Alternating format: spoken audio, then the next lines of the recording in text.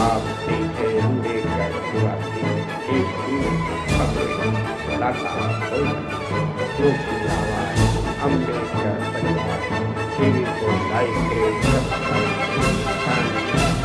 अम्बेडकर परिवार।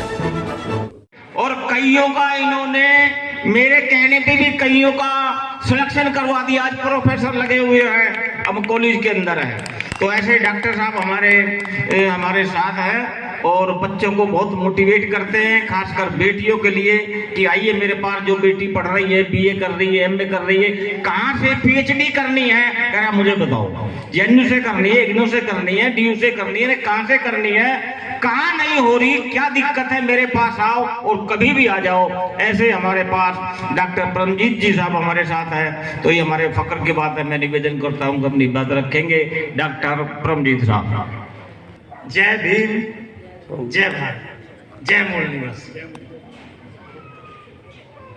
आदरणीय वीर सिंह बोहत जी,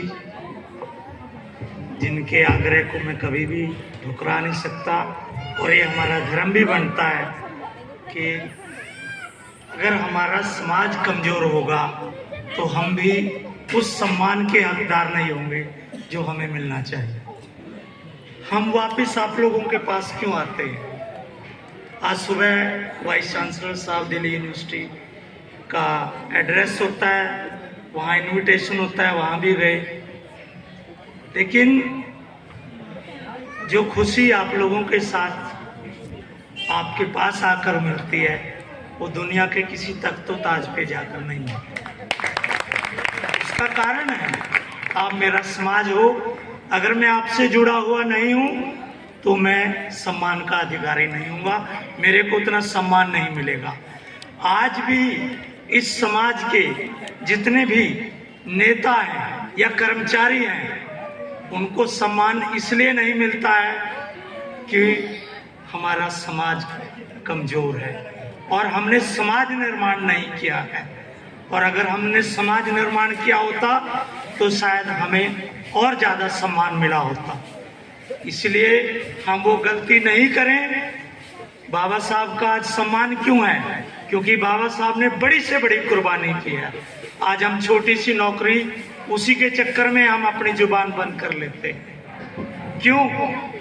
बाबा साहब ने बड़ी से बड़ी कुर्बानी की।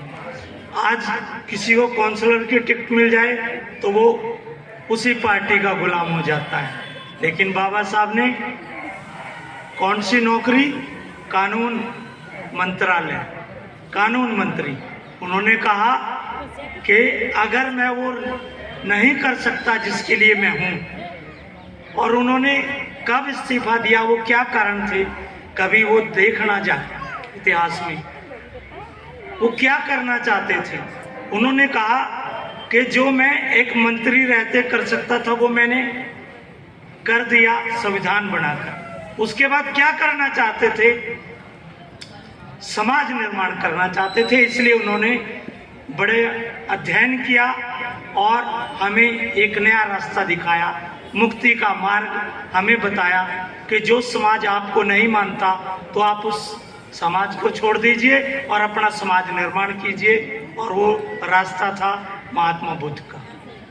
उन्होंने कहा अप दीपो भव। महात्मा बुद्ध ने कहा, खुद महात्मा बुद्ध ने यही कहा कि मैं कोई बात कह रहा हूं इसलिए मत मानिए कि महात्मा बुद्ध कह।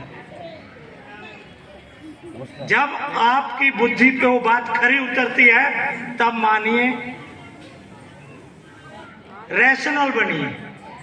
ये 26 जनवरी हर साल, ये 75वां दिवस है, ये ऑडिट दिवस है। ऑडिट होता है जैसे सरकार का, तो हमें हर सरकार का ऑडिट करना चाहिए कि हमें क्या दिया और हमें किस चीज के हम हकदार थे। दोस्तों, बड़ी से बड़ी सरकारें ऑडिट से डरती हैं और 2014 में जो सरकार गई थी वो भी ऑडिट की वजह से गई थी। कितने लाख करोड़ का घोटाला, किसने कहा? ऑडिटर ने कहा, और प्रचारित हो गया ये करप्ट सरकार है। तो आप अपने तरीके से 26 जनवरी को हर साल ऑडिट करना सीख लीजिए कि ये जो सरकारें हैं ये हमें क्या दे रही है, क्या शिक्षा, क्या रोजगार, क्या सम्मान का अधिकार, क्या हमारे बच्चों के लिए, क्या हमारे साथ अन्याय होता है तो क्या हम, तो कब होगा ये? हम सबसे पहले अपने अधिकारों को जानें। भारतीय संविधान में 4 मूल बातें, न्याय, इक्वालिटी, लिबर्टी, इक्वालिटी, जस्टिस और फ्रेटर्निटी। फ्रेटर्निटी सबसे बाद में क्यों है? जब पहली 3 कंडीशन पूरी हो जाएंगी तो भाईचारा अपने आप हो जाएगा, लेकिन पहली 3 कंडीशन पूरी नहीं होती है तो भाईचारा कहाँ होगा? जब भाईचारा होगा तो तभी हम कह सकते हैं रोटी बेटी का संबंध। हमारे साथ आप देखते हैं अगर कोई बच्चा इंटरकास्ट मैरिज कर भी लेता है तो उसके साथ क्या होता है।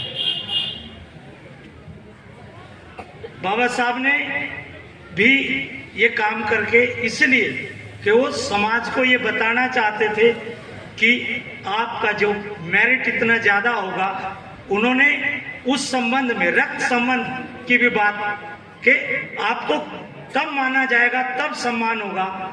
आपको बेटी कौन देना चाहेगा दूसरे अपर कास्ट का, जब आपके पास सम्मान होगा। आर्थिक स्थिति मजबूत होगी, बौद्धिक रूप से आप मजबूत होंगे और आप अपने समाज को भी मजबूत करेंगे, तभी होगा। तो मैं बहुत ज्यादा बातें नहीं कहना चाहता, मैं सिर्फ पहला स्लोगन बाबा साहब ने कहा था कि शिक्षित बनो। जब शिक्षित होंगे तो हम संगठित भी होंगे। संगठन तभी हो पाएगा अगर हम शिक्षित होंगे। शिक्षित का मतलब सिर्फ किताबी ज्ञान से नहीं है। बाबा साहब ने सबसे पहले इकोनॉमिक्स की डिग्री, एमए किया, पीएचडी किया, लंदन स्कूल कैम्ब्रिज से किया और बड़े बड़े विद्वानों के साथ शास्त्रार्थ किया। एंथ्रोपोलॉजी, लॉ, सोशियोलॉजी, कितनी डिग्रियां थी उनके पास, शायद उनका अगर नंबरिंग करने लगे तो शायद, और उसके बावजूद 18 वॉल्यूम महाराष्ट्र सरकार निकालती है। मतलब एक आर्टिकल लिखना पड़े तो 2 महीने, 4 महीने, 6 महीने, 1 साल लगता है, और उन्होंने 18 वॉल्यूम। और देखिए, जब बाबा साहब को आर्य समाज ने एक बार बुलाया कि आप जात पात तोड़क मंडल की तरफ से अध्यक्षीय भाषण दीजिए, उन्होंने शायद इसलिए बुलाया होगा कि शायद इनके बोलने से हमारे संगठन को कुछ मजबूती मिले। तो उन्होंने कहा, अध्यक्ष जी आप जो बोलेंगे पहले हमें एडिट करवाइए, दिखाइए। तो बाबा साहब का वो जो भाषण था तो उन्होंने देखा तो उनको लगा, पहले तो डेट चेंज कर दी, उसके बाद कैंसिल ही कर दिया। अरे उनको पता नहीं आप किससे खेल रहे हो। तो जब बाबा साहब का अध्यक्षीय भाषण और वो प्रोग्राम ही कैंसिल कर दिया तो बाबा साहब ने 2000 प्रतियां छपवाई और बांट दी। वो था एनिहिलेशन ऑफ कास्ट। वो तो दोस्तों, वो किसकी आवाज बंद करना चाहते थे? वो बाबा साहब थे। हमें बाबा साहब को याद करना चाहिए और किस तरह से उनके संघर्ष को याद करना चाहिए। जब हम उनके संघर्ष को याद करेंगे तो मैं समझता हूँ हमारा भी खून बाड़े खाएगा और हम भी पढ़ेंगे और संघर्ष की राह पकड़ेंगे और हमारी राह आसान होगी। इन्हीं शब्दों के साथ मैं स्थान ग्रहण